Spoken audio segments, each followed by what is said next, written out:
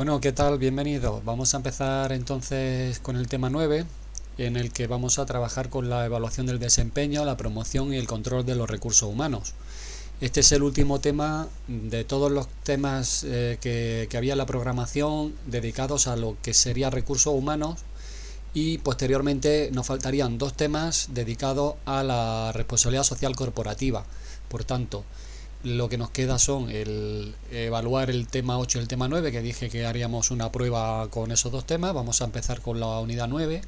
He pensado hacer una presentación para explicaros un poquito los contenidos que vea yo con más dificultad, o por lo menos para que os sirva de ayuda a la hora de estudiar la materia. Y bueno, vamos a empezar con esta unidad. Concretamente este vídeo va a dedicarse al punto número 1 de la unidad, que se trata o se titula Sistemas de gestión de la evaluación. En este punto es donde está encuadrada lo que sería la evaluación del desempeño. Es su epígrafe 1 de este apartado, la evaluación del desempeño. Y lo primero que hacemos es definir lo que es la evaluación del desempeño. Aquí tenemos una breve descripción, una breve definición de la evaluación del desempeño, que viene a decir que es la medición de la aportación que realiza un trabajador a la empresa. ¿Esto qué quiere decir? Que es lo que se trata de hacer es ver cuánto contribuye un trabajador a los logros de la empresa o a los objetivos de la empresa. O de una forma, de alguna forma es valorar cuantitativamente o cualitativamente cuál es esa aportación que hacen los trabajadores a la empresa. Y luego en la definición vemos que continúa diciendo que durante un tiempo determinado. Entonces esto es una evaluación que no se hace de forma estática, sino de forma dinámica en un periodo de tiempo. Por eso resalto el hecho de que es una medición a lo largo de un periodo de tiempo. Esto es importante, es bastante importante este aspecto. Luego, ¿qué se analiza cuando se hace la evaluación del desempeño? Dos aspectos o dos factores que vamos a analizar. Por un lado, vamos a analizar las competencias técnicas de los trabajadores, lo que quiere decir que sería un poco su capacidad o su forma de trabajar. Y por otro lado, los objetivos planificados, es decir, vamos a valorar en qué medida los trabajadores consiguen los objetivos que se habían planteado. Dicho de otra forma, podemos decir que estos dos aspectos que estamos viendo en la presentación de competencias técnicas y objetivos planificados, podemos decir que estamos midiendo o analizando, por un lado, la eficacia y por otro lado, la eficiencia. Si vemos la diferencia entre eficacia y eficiencia, sería como decir, la eficacia es la capacidad que tiene un trabajador, por ejemplo, de lograr un objetivo, por eso estaríamos hablando de objetivos planificados, y eficiencia sería la forma que ha tenido un trabajador de alcanzar esos objetivos. Por tanto, no es lo mismo eficacia que eficiencia, en el sentido de que dos trabajadores pueden lograr ambos los objetivos que se planteen, por tanto ser igualmente eficaces en el logro de los objetivos, sin embargo no ser igual de eficientes. ¿Por qué? Porque una persona puede tener mayores competencias o mejores competencias que le permitan alcanzar los objetivos con menos esfuerzo o con menos uso de recursos. ¿De acuerdo? Entonces, cuando hablamos de eficiencia, en contraposición a la eficacia, lo que hablamos es de los de los recursos que hacen falta para lograr un determinado fin. Entonces, estos dos aspectos son los que sobre los que se pone el foco de la evaluación del desempeño. Luego, ¿quién realiza la evaluación del desempeño? Este punto es un poco absurdo y ya lo veréis por qué lo digo, porque dice ¿quién evalúa? Yo aquí tengo varias personas que evalúan. He hecho un resumen diciendo superior inmediato, los compañeros, autoevaluación. ¿Qué quiere decir esto? Lo más frecuente va a ser que la evaluación la realice el superior inmediato. Es la persona que con mayor frecuencia o más asiduamente va a hacer la evaluación del trabajador. Pero eso no quiere decir que no puedan los trabajadores ser evaluados por sus propios compañeros o realizar una autoevaluación, que sea el propio trabajador el que se evalúe. Por tanto, si decimos que puede ser el superior inmediato, los compañeros, él mismo, quiere decir que la evaluación la puede hacer cualquiera. Por tanto, ¿quién evalúa? Pues cualquiera puede ser el que evalúe el rendimiento o el desempeño de un trabajador. Sí que es cierto que vamos a quedarnos con la idea de que aunque cualquiera puede realizar esta evaluación del desempeño, lo más frecuente es que sea el superior inmediato. Bien, luego hay otros que además pueden evaluar al trabajador y ya lo veremos un poco más adelante. Continuando un poco con ello, ¿cómo se evalúa? Vamos a ver en este aspecto cómo se va a realizar la evaluación. Vamos a ver diferentes métodos de evaluación del desempeño. Concretamente, todos básicamente utilizan cuestionarios, ¿vale? Es decir, vamos a usar cuestionarios para evaluar el desempeño, y luego dentro de los cuestionarios, estos cuestionarios pueden estar diseñados de diferentes formas. Entonces, la forma que tenga el cuestionario o cómo realicemos esos cuestionarios va a determinar el modelo o el método de evaluación que vamos a realizar. Eso lo veremos a continuación. Antes, vamos a ver para qué sirve esa evaluación del desempeño o cuáles son los usos que le podemos dar a la evaluación del desempeño. Aquí lo tengo como resultado. Resultados podríamos decir también que se trata de usos o funciones de la evaluación del desempeño o beneficios que puede tener, ¿no? En primer lugar, podemos decir que nos serviría esta evaluación del desempeño para adecuar el trabajador a su puesto de trabajo. ¿Qué quiere decir esto? Pues que para saber si un trabajador está en el puesto adecuado, lo ideal es que evaluemos cómo desempeña su trabajo. Como decíamos antes, cuando hablábamos de los factores, miraremos si un trabajador es capaz de alcanzar los objetivos y, por otro lado, miraremos si reúne las competencias necesarias para el puesto en el que está. Por tanto, haciendo esta evaluación del desempeño, comprobamos o determinamos si un trabajador está en el puesto adecuado o se puede reestructurar un poco la empresa para determinados trabajadores, ubicarlos en puestos de trabajo que serían más acordes a sus capacidades. Esto entiendo que es fácil de visualizar. Por otro lado, esta evaluación del desempeño nos puede servir para determinar el salario, es decir, a la hora de realizar en una empresa la retribución de los trabajadores, de diseñar la retribución, la forma de hacerlo, aunque no se vea de forma rápida o intuitiva, es claro que tenemos que evaluar un puesto de trabajo, evaluar el desempeño de los trabajadores para ver cuánto sería la valoración de ese puesto y determinar el salario. Esto también es un punto que veremos a continuación, no en este punto 1, sino en siguientes puntos, pero ya lo veréis. O creo que en el punto 1.2 o 1.3. Motivación del trabajador, también sirve como motivación. Esto tampoco es tan obvio de ver, pero sí que os puedo decir que cualquier persona que está en un puesto de trabajo y que no se evalúa nunca, es decir, a una persona que nunca es evaluada, nunca se pone intención de ver si realiza bien su trabajo, si tiene aspectos que corregir, es algo que, fuera de lo que parecería en un primer momento, en lugar de ser desmotivador, sería más bien motivador.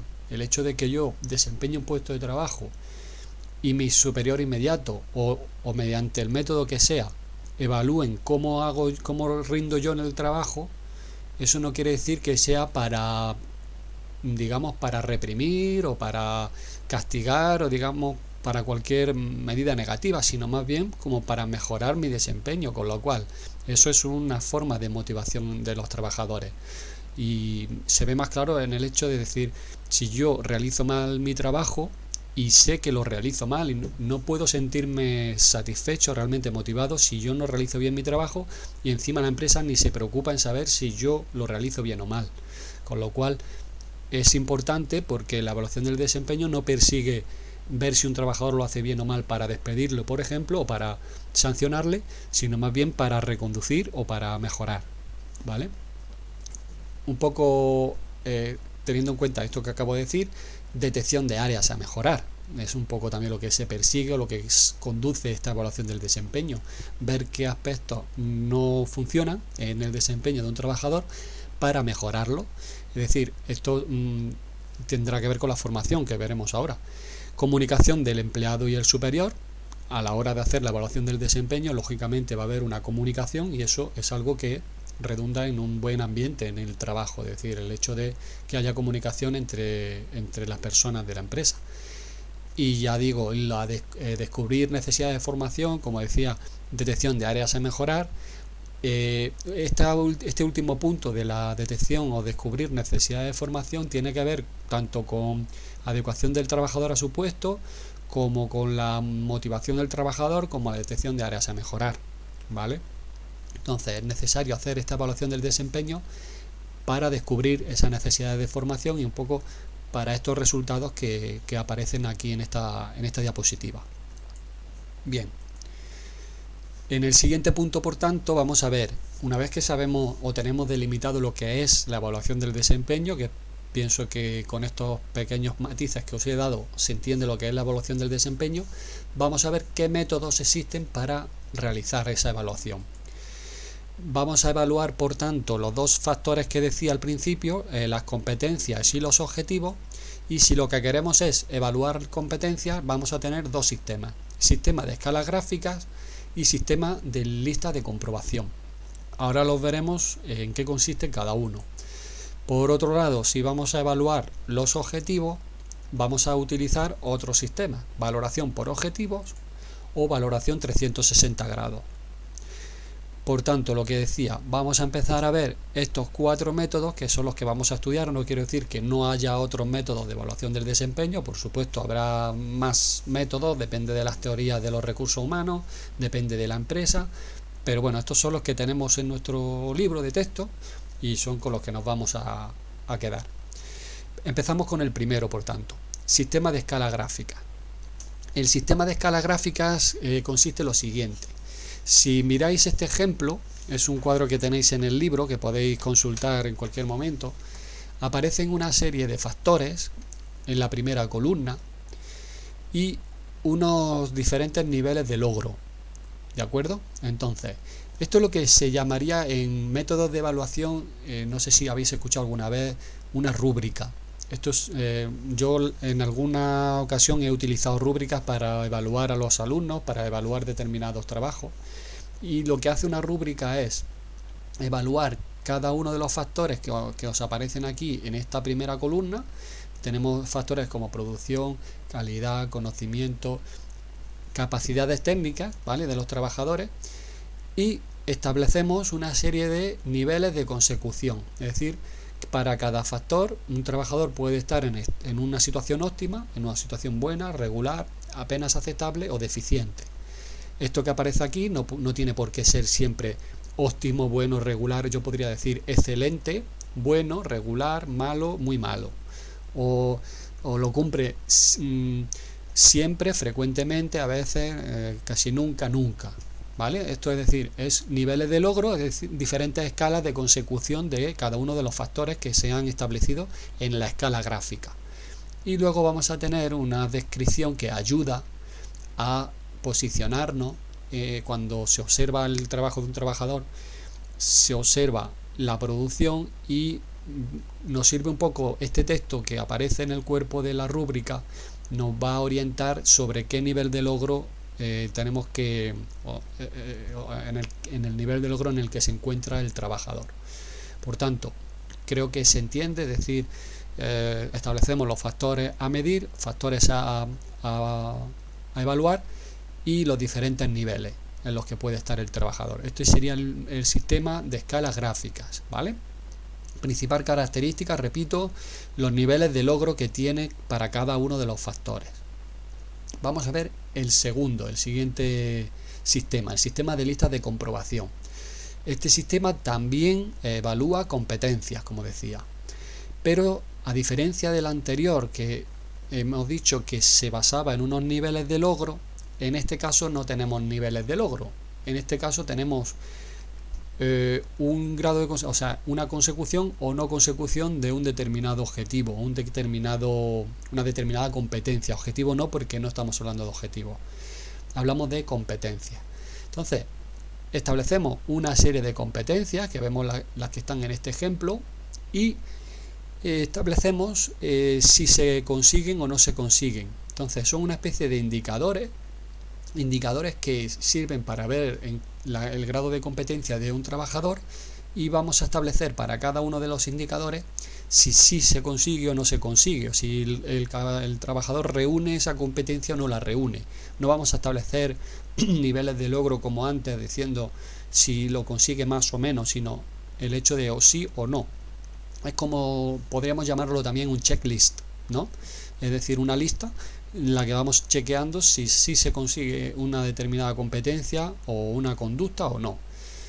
Como vemos, está positivo o negativo, es decir, podríamos cambiar positivo o negativo por un sí o por un no, y yo me atrevería a decir que esto podría también incluir una siguiente columna en la que pusiera a veces, es decir, puede ser, ahí ya nos metemos casi en niveles de logro, aunque no llega a ser niveles de logro, es sí, no, a veces, pero bueno, lo ideal para que sea evaluación lista de comprobación es sí o no, pero yo, bajo mi humilde opinión, creo que en muchos casos en los que se utiliza este tipo de sistema se introduce el a veces para dejar abierta la posibilidad de que en algún caso podamos estar en esa situación. Bien, pues estos dos sistemas que acabamos de ver serían los que tienen que ver con la evaluación de competencia, y pasamos a los dos que tendrían que ver con la valoración de los objetivos. Primero, este modelo que se llama precisamente así, el método de valoración por objetivos, que lo que establece es una serie de objetivos que se han puesto al trabajador y un porcentaje de consecución. Aquí tenemos por ejemplo, el trabajador se le ha establecido incrementar la productividad en un 20%, y aquí pondríamos el porcentaje conseguido.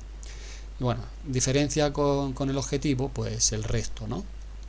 Luego, disminuir el gasto en un 30% respecto de la evaluación anterior, pues bueno, pues se ha reducido el gasto en un 18%, pues pondríamos 18%. Y nada, y esto sería un poco este sistema, este método, que es bastante sencillo, ¿vale? Y intuitivo. Por ejemplo, podríamos, aquí no está, pero uno muy frecuente sería nivel de ventas, incrementar las ventas en un 10% con respecto al mismo mes del año anterior. Y si el trabajador consigue ese objetivo, pues ya se ha hecho la valoración de del desempeño que ha tenido en su puesto de trabajo con respecto a ese objetivo de subir las ventas. ¿Vale? Esto yo creo que no tiene mayor complejidad ni complicación.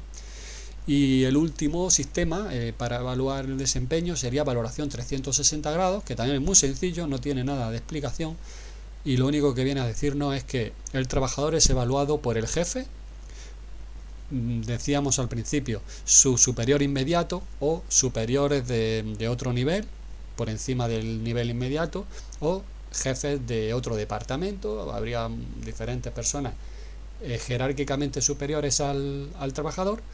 También sería evaluado por sus compañeros, como decía. Vemos aquí colaboradores. ¿Quiénes serían colaboradores?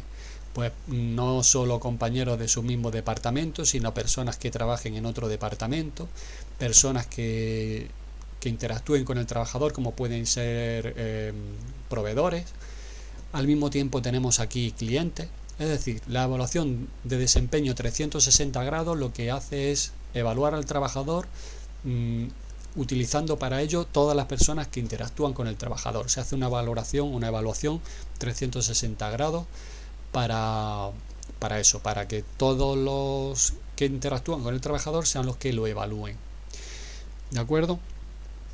Bien, pues una vez visto esto, terminaríamos el apartado 1.2, que tiene que ver con los métodos de evaluación de las competencias, y pasaríamos al 1.3, que como veis aquí se llama valoración de puestos de trabajo. Fijaos que ya no hablamos de evaluación del desempeño, sino de valoración de los puestos, ¿vale? No evaluamos al trabajador, sino al puesto de trabajo. ¿Recordáis al principio de curso, creo? No sé si a principio, yo creo que sí, pero de los primeros temas seguro. Hacíamos lo que se llamaba el análisis y descripción de puestos de trabajo.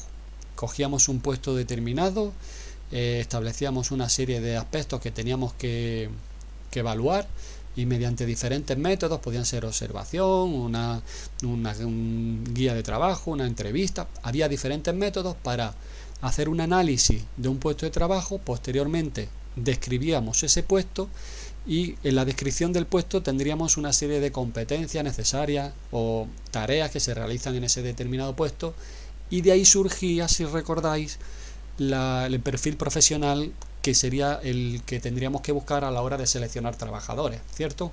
Pues ahora, a la hora de valorar un puesto de trabajo, valorarlo de una forma cuantitativa o cualitativa, vamos a tirar un poco, vamos a utilizar ese análisis, esa descripción del puesto de trabajo.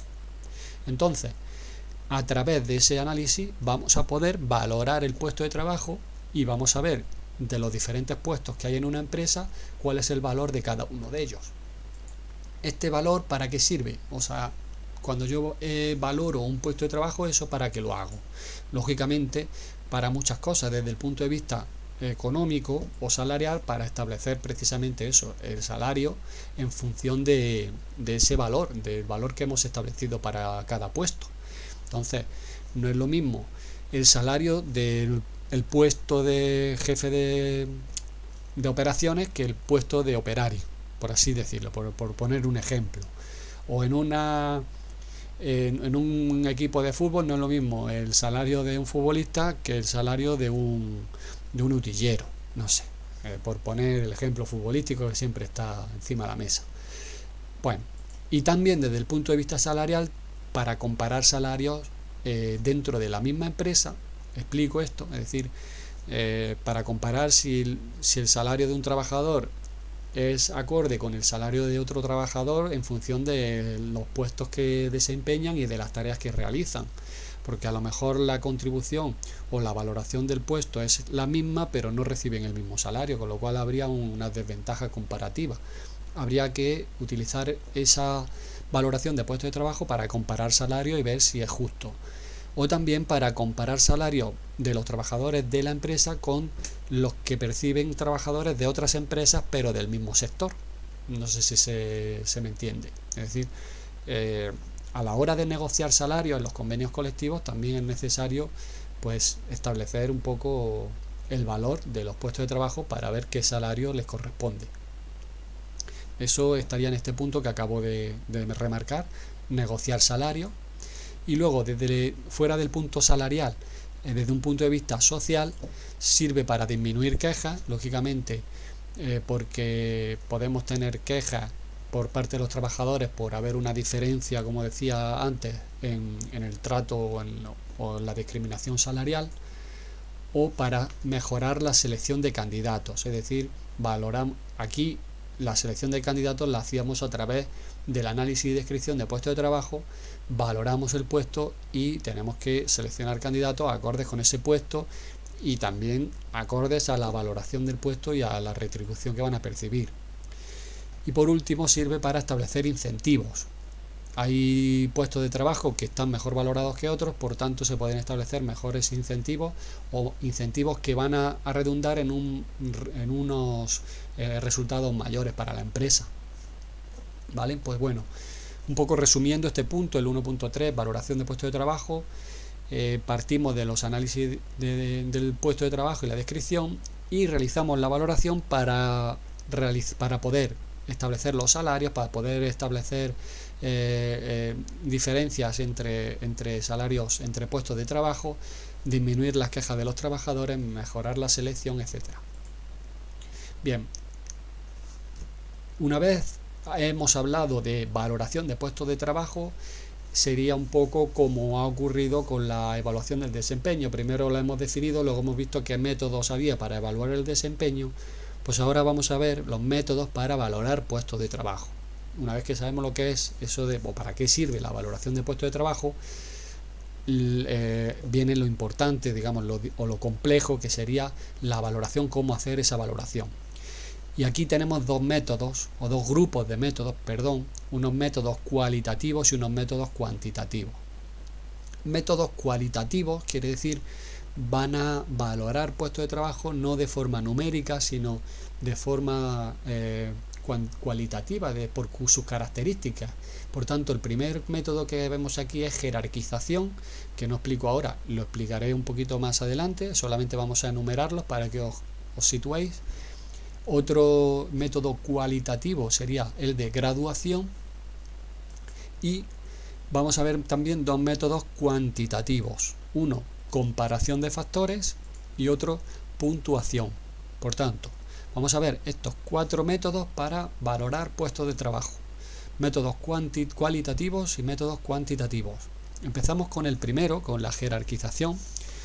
Y bueno, aquí vamos a ver si consigo que se entienda bien, porque es un poquito complejo al principio. La jerarquización se entiende bastante bien, sobre todo los métodos cualitativos se entienden bastante bien. La jerarquización lo que se hace es usar dos variables. Una variable sería la dificultad de las tareas que están presentes en el puesto de trabajo y otra variable sería la importancia de esas tareas. Entonces, ¿qué quiere decir esto?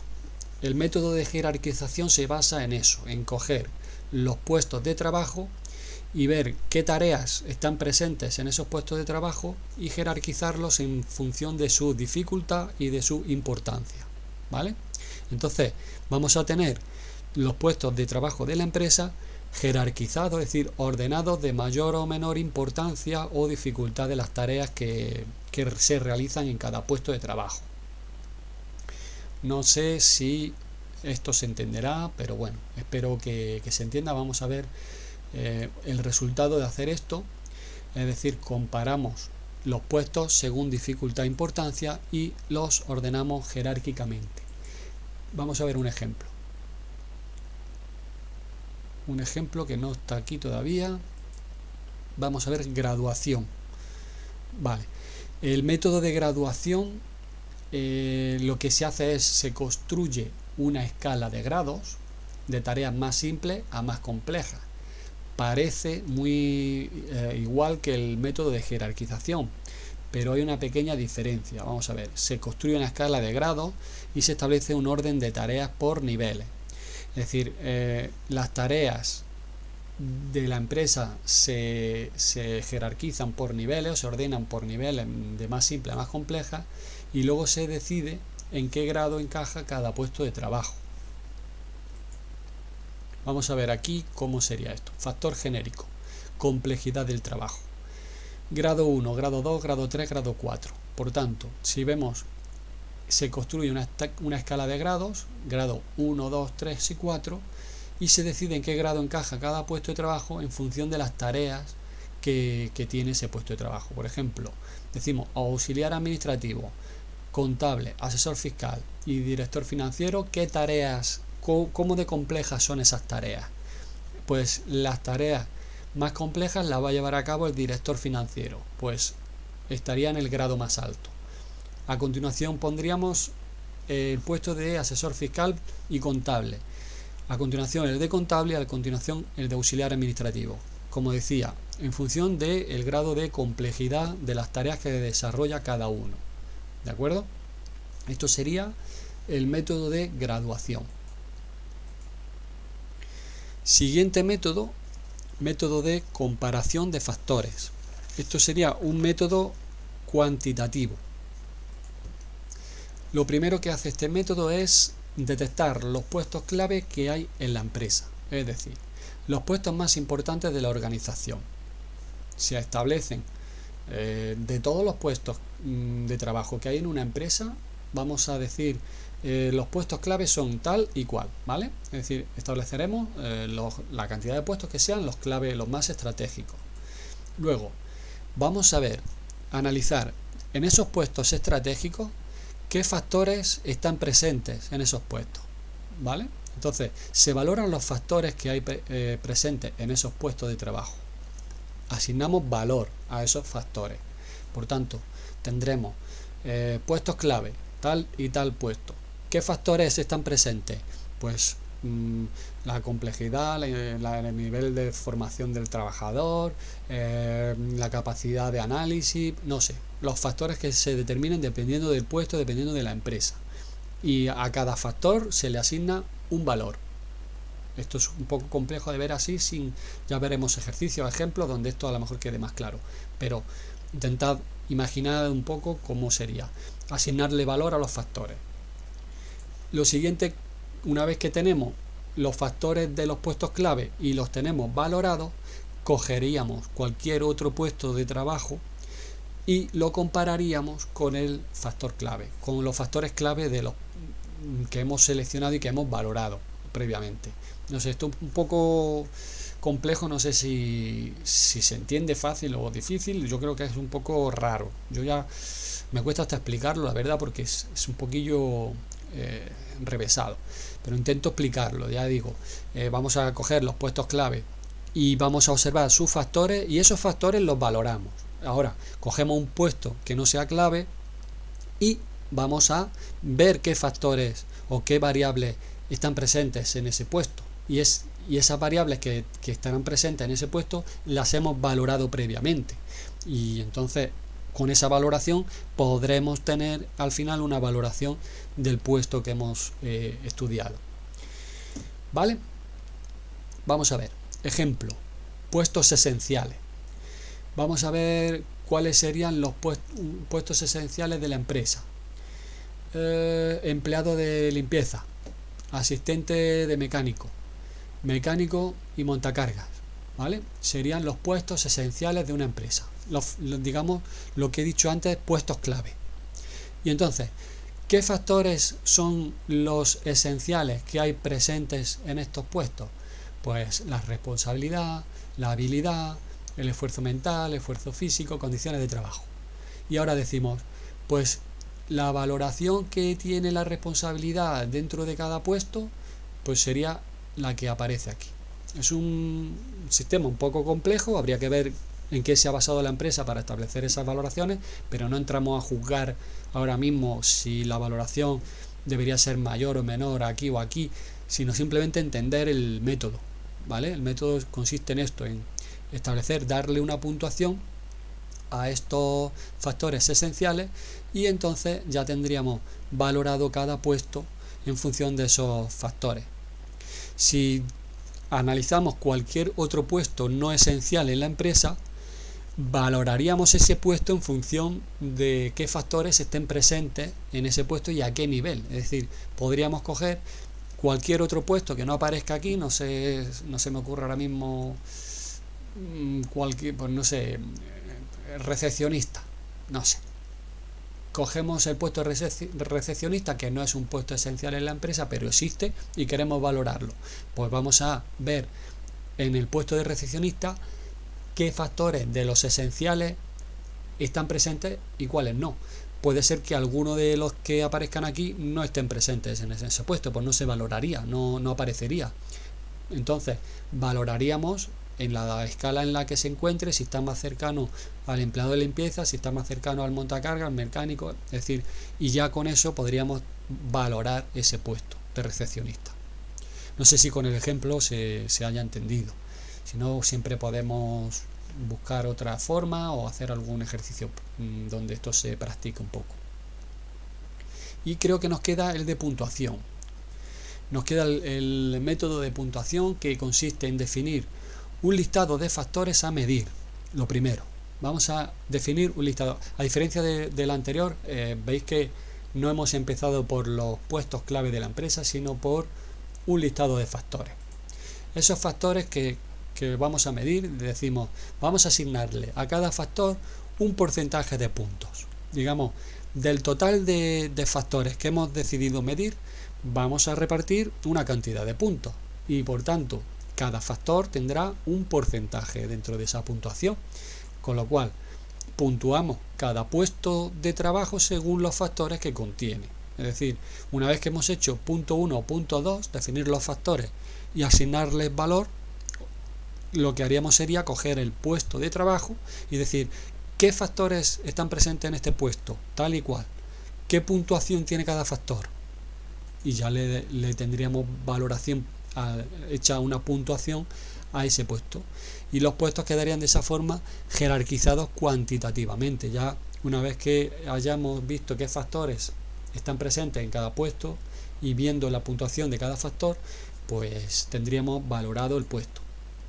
Aquí un ejemplo: asignación de puntos a los factores, sistema de puntos por factor, que también es un nombre que recibe aparte de método de la puntuación.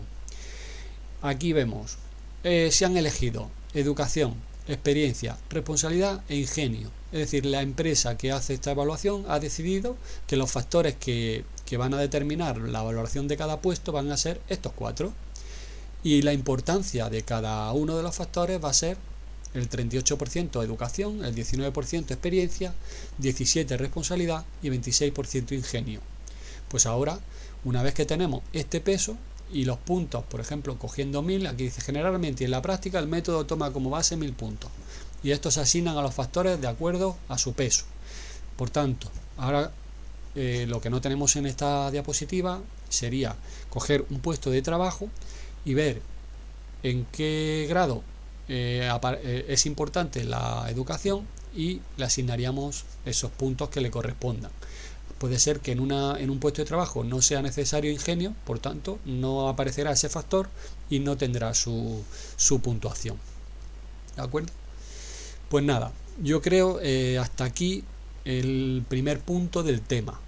No sé si he ido muy rápido o se ha entendido bien, pero bueno, sirve un poco para poneros en situación, para orientaros un poco y que no sea simplemente coger el libro y leer el tema, estudiarlo por vuestra cuenta.